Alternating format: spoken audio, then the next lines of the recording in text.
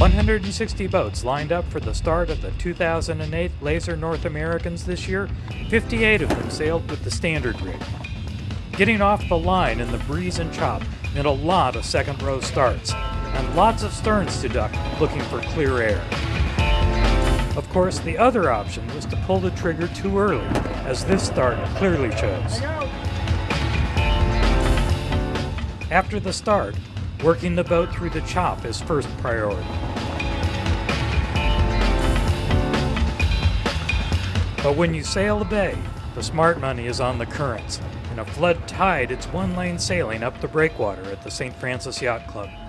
The leaders, David Wright in 18.5371 and Bernard Lutmer in 19.2299, spent most of the regatta within hailing distance.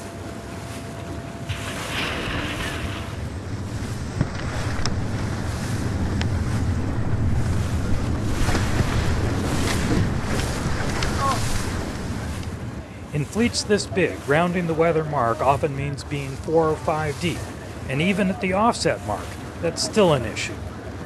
Don't get comfy downwind. To beat your competition, you work the boat just as hard, heading up for speed and bearing off for the mark. I was trying to stay close to the guys I knew are really have a lot of skill and they're going to be there at the end of the regatta and not let them get too far away. Dave and I are battling out, and I'd say it's almost a one-boat regatta so far, but hopefully I can change that in the next 2 days.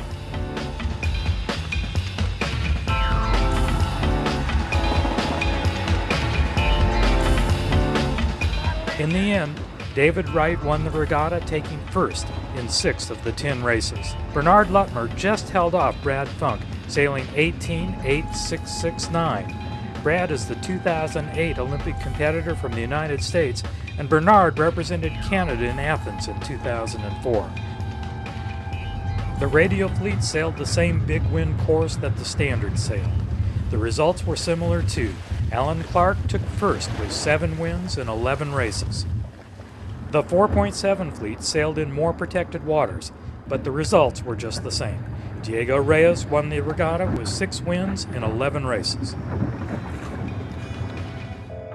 I think it's a great amphitheater for sailing.